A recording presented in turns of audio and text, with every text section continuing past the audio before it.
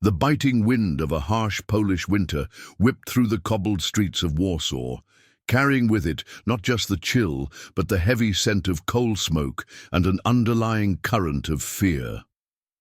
Jan Nowak, a shoemaker with hands calloused from years of shaping leather, hunched over his workbench, the rhythmic tap-tap of his hammer a familiar comfort in the increasingly uncertain world. His small shop, nestled in a quieter district, had once bustled with activity, a place where neighbours gathered not just for repairs, but for a moment of shared laughter and gossip. Now, the laughter was rare, replaced by hushed conversations about rationing, air raids, and the ever-present shadow of occupation. Jan, a man in his late 50s with a quiet demeanour and keen, observant eyes, was often underestimated. His colleagues in the Craftsmen's Guild sometimes scoffed at his meticulous nature, his insistence on perfection even in the humblest of souls. "Jan, you polish a boot like it's a prince's slipper," they'd tease, their words laced with a mix of affection and gentle mockery. He'd merely smile, his attention fixed on the task at hand. His wife, Maria, a woman of indomitable spirit, would often remind him, "Your precision, Jan, it's a gift. Don't let them tell you otherwise." Outside, the city groaned under the weight of its new reality. German patrols were a common sight, their boots echoing ominously on the very streets Jan walked daily. The once vibrant marketplace was subdued, its colourful stalls replaced by ration lines and the sombre exchange of whispers. News of resistance acts, though fiercely punished, spread like wildfire through the underground network, igniting small sparks of hope in the hearts of many. Jan, though not overtly involved, listened, observed, and absorbed every detail, his mind a quiet reservoir of information. He understood the stakes. He understood that survival for many was an act of defiance in itself. The cold seeped into his bones, but a different kind of chill settled in his stomach as he thought of his daughter Helena, who volunteered at a makeshift clinic, patching up the wounded and offering what little comfort she could. Her courage both filled him with pride and gnawed at him with worry. He knew the war was escalating, and with each passing day the threats became more immediate, more personal. If you're finding this story gripping, make sure to subscribe to the channel and hit the notification bell so you don't miss the next chapter of Jan's journey. The morning dawned grey and bleak, mirroring the mood that had settled over Warsaw. A nervous energy crackled in the air, a premonition of something unsettling. Jan was meticulously stitching a worn satchel for an elderly woman when a young boy, no older than 10, slipped into his shop. The boy, Radek, was known for running errands for various shopkeepers in the area, a quick and silent phantom of the streets. He clutched a small, nondescript package wrapped in brown paper, its edges slightly frayed. "For you, Pan Nowak," Radek whispered, his eyes darting nervously towards the street. "From a man. He didn't give a name. Said it was urgent." Jan frowned. He rarely received packages, especially ones delivered with such secrecy. He took the bundle, feeling its surprising weight. It wasn't large, perhaps the size of a loaf of bread, but it had a density that piqued his curiosity. Radek, without another word, was gone, melting back into the urban labyrinth. Jan closed the shop door, his heart thudding a little faster than usual. He placed the package on his workbench next to a half-finished boot and carefully began to unwrap it. Inside, nestled amongst layers of old fabric, was a strange contraption. It was cylindrical, made of dull metal, with wires protruding from one end and a small, clockwork mechanism on the other. It looked crudely assembled, yet undeniably purposeful. Jan, with his keen eye for intricate details, honed by years of working with delicate components of shoes, immediately recognized elements that resembled parts of a timing device. His brow furrowed. What was this? And why was it sent to him? He turned it over, examining every rivet, every connection. There was no note, no explanation, just this mysterious object, ticking faintly, almost imperceptibly, a sound that seemed to amplify the silence in the room. A cold dread began to creep up his spine. This was no ordinary delivery. This was something dangerous. The war had found its way directly to his doorstep, not with a bang, but with a silent, ominous hum. The mysterious device sat on Jan's workbench, a silent, ticking enigma. He spent the better part of the afternoon examining it, his skilled fingers tracing the wires, his mind trying to piece together its purpose. He had seen diagrams of explosives in old engineering magazines before the war, rudimentary sketches of how things were assembled. This object, while crude, possessed a terrifying familiarity. He didn't need to be a bomb expert to understand its potential. Just as dusk began to cast long shadows across the room, a discreet knock rattled the shop door. Jan's heart leaped. He looked towards the street, seeing only the dimming light. He hesitantly approached the door and opened it a crack. Standing there was Zofia, a stern-faced woman who ran a small pharmacy down the street. Zofia was known for her quiet strength and her unspoken involvement in the local resistance network. Her eyes, usually watchful and reserved, now held a flicker of urgency. "Pan Nowak," she said, her voice barely above a whisper, "I believe you received a package today?" Jan's gaze met hers. He knew immediately that she was connected to the package. He nodded, stepping aside to let her in. Zofia's eyes immediately fell upon the device on his workbench. A subtle tightening of her jaw was the only sign of her alarm. "It's a detonator," she stated, her voice low and grave. "A new type.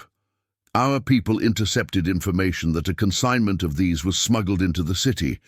They're designed for larger devices." She paused, her gaze sweeping over Jan's face. "The one who sent it to you, he trusts your skills. He believes you might be able to find a flaw, something to disable it, or at least understand its mechanism. Time is of the essence, Jan." Jan felt the weight of her words settle heavily upon him. This wasn't just a random package. It was a desperate plea for help from the underground. The meticulousness that others had mocked was now his greatest asset. He looked at the detonator, then at Zofia, a silent understanding passing between them. He was no soldier, no spy, but he had a part to play in this war, a crucial one. The fate of many, perhaps even the city, might rest on his calloused hands. The next few hours were a blur of intense concentration for Jan. Zofia had provided him with a rough diagram, crudely drawn on a scrap of paper, of a similar, albeit simpler, detonator. Her information confirmed his gravest fears. This device was intended for a significant target, one that could cause immense destruction and loss of life. The resistance had intel that a bomb, likely utilizing this type of detonator, was planned for deployment in the coming days, possibly even hours. The pressure was immense, a suffocating blanket that threatened to cloud his usually clear mind. He worked under the dim glow of a single oil lamp, its flickering flame casting dancing shadows on the walls. The silence of the shop was punctuated only by the faint, insistent tick of the detonator and the nervous scratching of his own pencil as he sketched diagrams, trying to reverse engineer the device's mechanism. He used his shoemaking tools, fine awls, slender picks and small, sharp knives, instruments that in another life crafted beauty, now probed the cold, unforgiving metal of a weapon. His precision, often a source of quiet pride, became a demanding taskmaster.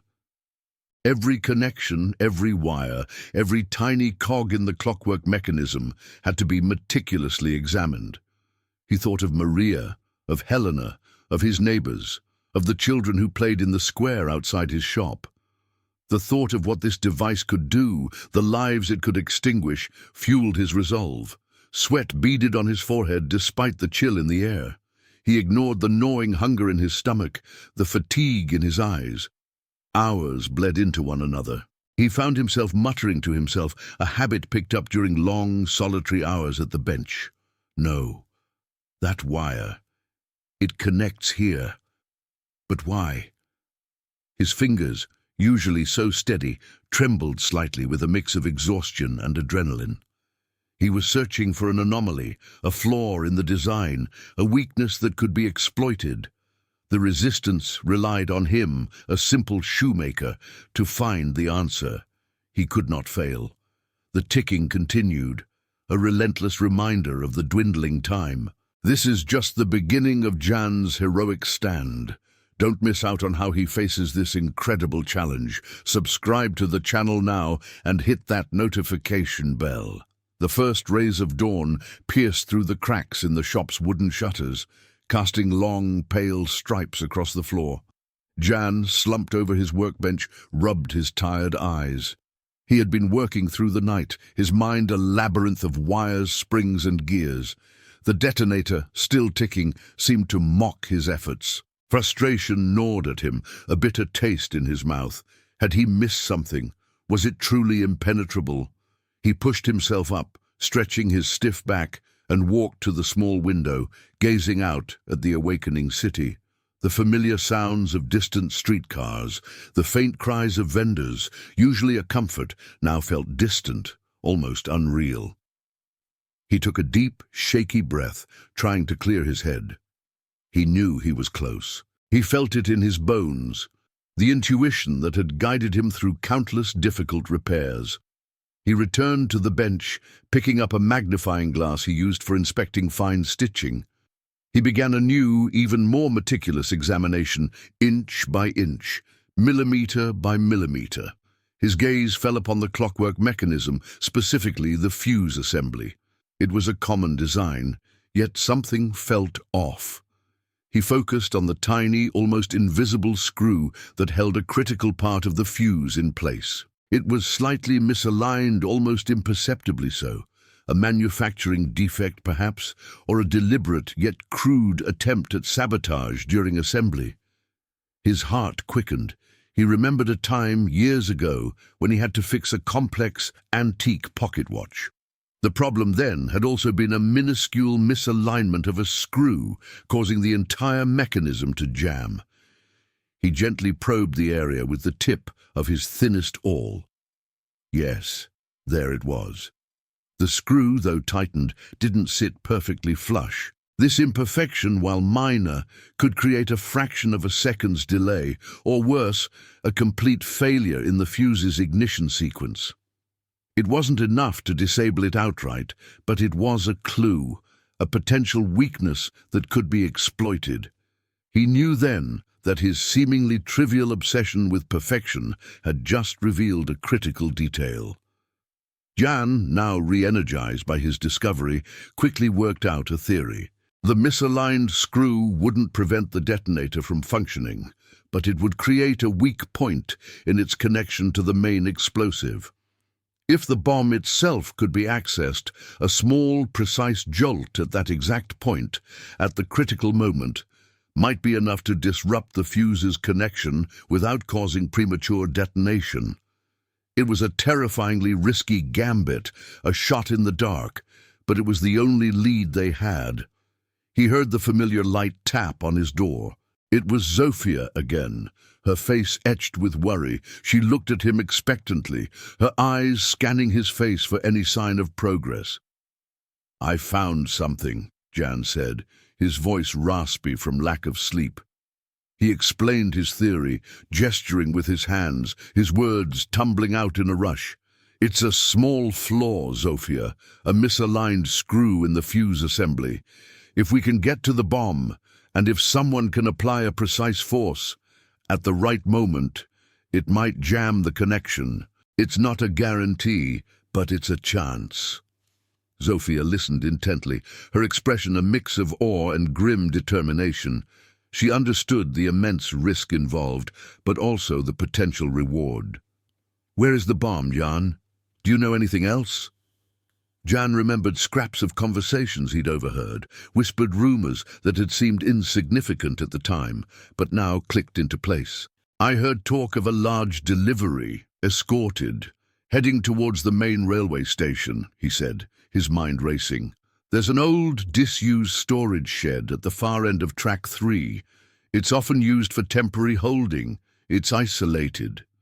Zofia nodded, her eyes blazing with newfound purpose. The railway station. It makes sense. It's a key transport hub. "Thank you, Jan. This information, it could save countless lives." She turned to leave, then paused at the door. "You've done well, Pan Nowak. More than well. Stay safe." And with that she was gone, leaving Jan alone once more with the silent ticking threat and the heavy burden of hope. The news from Zofia was grim. The resistance had confirmed the location of the bomb, the disused storage shed at the Warsaw railway station. Worse, their intelligence indicated the detonation was planned for that very night. Time was not just running out, it was sprinting away from them. Jan, though physically exhausted, felt a surge of adrenaline. He couldn't go himself. His skills were with delicate mechanisms, not combat, but he had provided the crucial insight. Hours later, Zofia returned, accompanied by a young man Jan recognized as Marek, a quiet but fiercely determined member of the resistance. Marek's face was grim, his eyes tired but resolute. "Jan," Zofia began, her voice low and urgent. "Marek and his team are going in. Your information is vital. We need you to explain the precise point, the exact amount of force needed. Every detail matters." Jan, his hands shaking slightly, picked up his awl and a piece of leather. He drew a diagram, explaining the angle, the pressure, the timing. He spoke with a quiet intensity, his shoemaker's precision now applied to the most dangerous of tasks. "It must be precise, Marek. A small, sharp tap. Too much, and you risk a premature explosion. Too little, and it won't dislodge. Focus on that specific screw." He demonstrated on a piece of wood, tapping it gently but firmly. Marek listened, his gaze unwavering, absorbing every instruction. He was young, but his eyes held the wisdom of someone who had seen too much too soon. "We understand, Pan Nowak. We won't fail." As Marek and Zofia prepared to leave, a wave of profound anxiety washed over Jan. He had given them the key, but it was they who would face the ultimate danger. He could only wait, listen, and pray. The city outside was quiet, blanketed in a deceptive calm. But Jan knew that beneath its surface, a desperate race against time was unfolding, a race where the fate of Warsaw hung in the balance. The simple shoemaker, once dismissed, now held the thread of hope in his hands, guiding those who would risk everything. The tension is building. Will Marek and his team succeed? You won't want to miss the climax of this story. Subscribe to the channel right now and turn on notifications. Under the cloak of a moonless night, Marek and his small team moved like shadows through the labyrinthine alleys surrounding the railway station. The air was thick with the smell of damp earth and distant smoke. Every creak, every distant dog bark, echoed ominously in the silence. Their objective, the disused storage shed, a forgotten corner of the bustling station, now a potential death trap.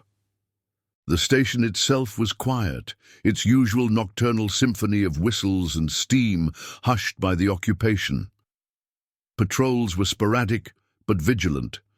Marek, a former railway worker, knew the intricate network of tracks and sheds like the back of his hand. He led his two companions, Piotr and Kazia, through a gap in a damaged fence, their footsteps muffled by the soft earth. They reached the shed, a dilapidated wooden structure that looked more like a tomb than a holding place for such a deadly device. The door was secured with a heavy padlock. Piotr, a burly man with surprising dexterity, produced a set of lock-picking tools. The metallic clicks seemed deafening in the stillness of the night. After a tense few minutes, the padlock yielded, and the door creaked open, revealing a cavernous, dimly lit interior. The air inside was cold, stale, and held the metallic tang of something new, something out of place. There it was, in the center of the shed, a large cylindrical object surprisingly plain, yet radiating an undeniable menace. It was partially covered by a tarp, but its sheer size was evident. This was the bomb. Marek's heart hammered against his ribs. He remembered Jan's detailed instructions, the precise spot, the angle of the tap. He pulled out the modified awl Jan had given him, one of his shoemaking tools now repurposed for sabotage. The ticking sound, faint but insistent, permeated the silence of the shed, a countdown to disaster. Kasia and Piotr took positions, covering the entrance, their faces grim. The weight of Warsaw seemed to press down on Marek's shoulders. Marek approached the bomb, his every movement slow and deliberate, a silent prayer forming on his lips. He saw the detonator, precisely as Jan had described it, attached to the main body of the explosive. The faint, almost imperceptible ticking was louder here, a chilling heartbeat in the otherwise silent shed. He knelt, his eyes fixed on the small, misaligned screw that Jan had so precisely identified. It seemed impossible that such a tiny imperfection could hold the key to stopping such a massive threat. He took a deep breath, steadying his hand. The awl, familiar in its grip, felt both alien and essential. He positioned its tip over the minute flaw, his focus absolute. He remembered Jan's demonstration, the exact amount of force, a sharp, precise tap, not a forceful blow. This was not about brute strength, but about calculated precision, the kind Jan had perfected over decades. He closed his eyes for a fleeting second, picturing Jan's calm, focused face. Then, with a sudden, decisive movement, he tapped the awl firmly against the screw. A soft, almost inaudible click. Then, silence. The ticking stopped. Marek froze, his breath caught in his throat. He waited, straining his ears for any sound, any whir, any sign of a malfunction or worse, an explosion. Nothing. The silence in the shed was absolute, profound. The heavy, metallic tang in the air seemed to lessen, replaced by the faint scent of old wood and dust. He tapped the detonator again, lightly. Still nothing. The connection was broken. The fuse was dead. A wave of dizzying relief washed over him, so potent it almost brought him to his knees. He had done it. They had done it. Jan's keen eye, his years of meticulous work, his unyielding precision had saved countless lives. He looked at Kasia and Piotr, who were now staring at him, their eyes wide with cautious hope. He gave a slight, relieved nod. The silence, once terrifying, was now a glorious symphony of survival. The morning after was different. A subtle shift in the city's mood, a barely perceptible lifting of the heavy pall that had hung over Warsaw. News of the averted disaster spread quickly through the underground, whispers turning into murmurs of relief. The official explanation was a technical fault at the railway station, a conveniently vague report that fooled no one truly invested in the city's fate. But for those who knew, it was a victory, a testament to courage and collective effort. Jan Nowak's shop was quieter than usual that morning. He sat at his workbench, shaping a new soul, the rhythmic tap-tap of his hammer, a comforting, familiar sound. He was exhausted, but a profound sense of peace settled in his heart. He knew what had happened. Zofia had visited him early, her eyes shining with gratitude, confirming that the bomb was disarmed, the city safe. She didn't offer effusive thanks. Her quiet, heartfelt, "We owe you, Jan," was more than enough. His colleagues still teased him about his meticulousness, but a new undertone had crept into their voices, a hint of respect, a recognition of something unspoken. Jan simply smiled, his gaze distant, remembering the ticking device, the diagram, Marek's determined face.